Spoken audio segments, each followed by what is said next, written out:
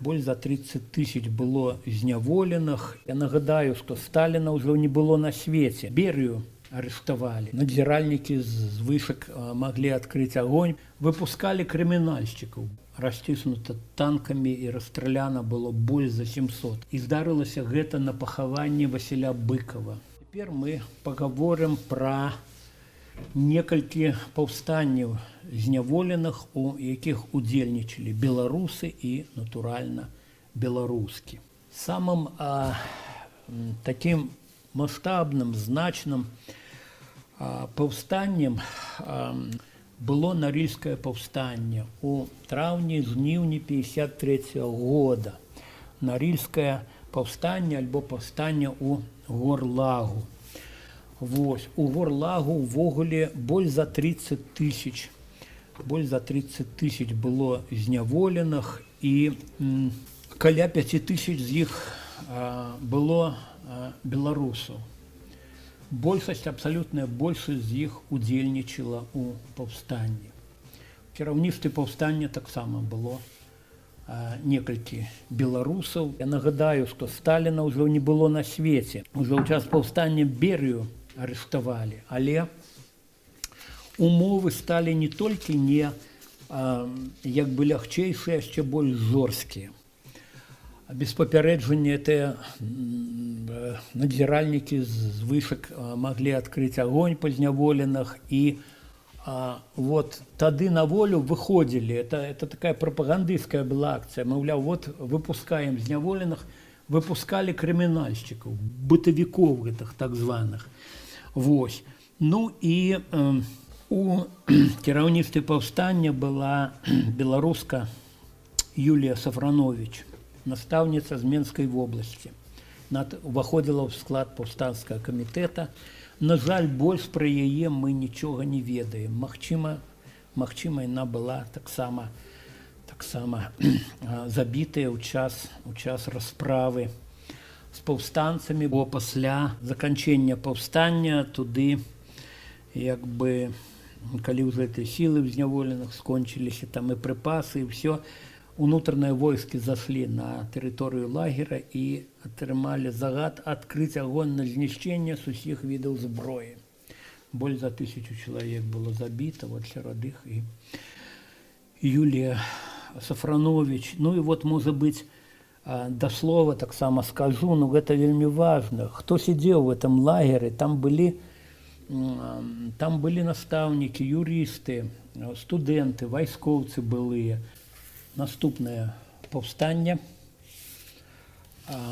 вядомае таксама паўстанне, вельмі значнае па сваіх маштабах, хоць і меншае, гэта паўстанне кенгірскае. Это паўстанне, которое адбывалася у весну, на пачатку лета 1954 года. І цяпер вот давайте паглядзім на партрэт нашай наступнай сённяшняй гераіні. Вот, на жаль, маладой яе не ўдалося мне знайсці партрэт. Значит, Надзея Дземідович. Яе лёс. Ну, дарэчы, калі паўстанне было задушанае, расціснута танкамі і расстраляна было больш за 700 вязняў. І калі пашахтавалі астатніх і рабілі пераклічку, Надзея в адказ на сваё прозвішча крыкнула: «Далоў берыеўскае беззаконне». Берыя ўжо сидзеў за кратамі, але справу ягоную працягвалі. Яна ў 49 годзе была асуджаная на 25 гадоў неволі. Ну, выйшла ў 56 годзе, важыла ўсяго 40 кілаграмаў, калі выйшла. Значит, што гэтаму папярэджвала? За часамі нямецкай акупацыі навучылася ў слонімскай беларускай гімназіі. А таксама стала сяброўкай Саюза беларускай моладзі. Потым пісала: «Мы хотели жить у родной белорусской державе, працаваць на свой народ, а не на чужинцев, покинуть для детей и внуков гэтую землю лепшей». Ну, за такие летуценні органы ГБ шукали былых сяброў Союза беларускай моладзі па ўсёй Савецкай імперіі. А Надзея даведалася пра гэта, з'ехала ў Петрапаўлаўск, але і гэта яе не ўратавала. Знайшлі і там. Ну і вот у сваіх блуканнях па пакутах Надзея згадвала часта свайго аднакласніка Міхася Лічко, у якога была закаханая, такі прывабны хлопец, як яна потым згадвала, ну мне вот лёсіла быць все-таки з ёй знаёмым, там і не раз сустракацца на розных дэмакратычных акцыях, на фэсцях у Курапаты. Вот гэты Міхась, ён быў такі прывабны хлопец і здольны, і ў навучанні, і ў спартыўных спаборніцтвах, і пра яго лёс яна даведалася толькі праз безліч гадоў, і здарылася гэта на пахаванні Васіля Быкова. Да Надзеі Дземідовіч, яна была таксама на пахаванні, яна была інвалідам першай групы на мыліцах, усюды хадзіла на мыліцах, на 2 мыліцах. Вось, да яе падышоў чалавек, які сказаў, што памятае са Слоніму і што можа ёй расказаць пра гэтага Міхася Лічко. Вот што яна пачула тады, як склаўся ягоны лёс. Ён апынуўся пасля вайны на захадзе, і аднаго разу на вуліцы з ім загаварыў хлопец на добрай беларускай мове. Ну і у такіх умовах, асабліва там, дзесьці на чужыне, можна, конечно, адчуць сімпатыю, давер да этого чалавека, які гаворыць на тваёй мове.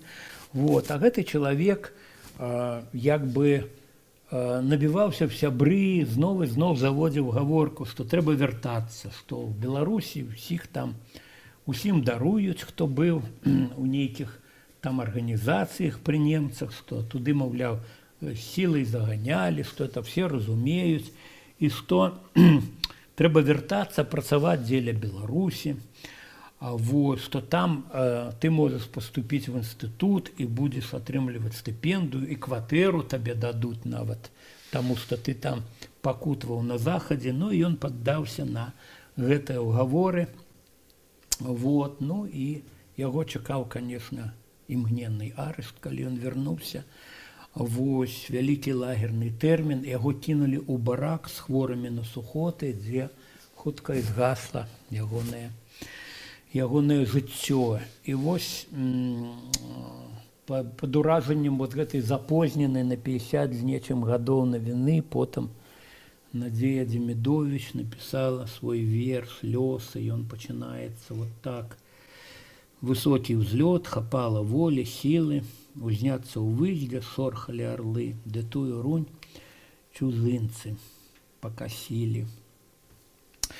Яна пражыла доўгае жыццё, пайшла ў небесную Беларусь толькі ў 2020 годзе, увесну, не дажыўшы так крыху да 25 сакавіка, і паспела атрымаць ад Рады БНР медаль у гонар стагоддзя Беларускай Народнай Рэспублікі.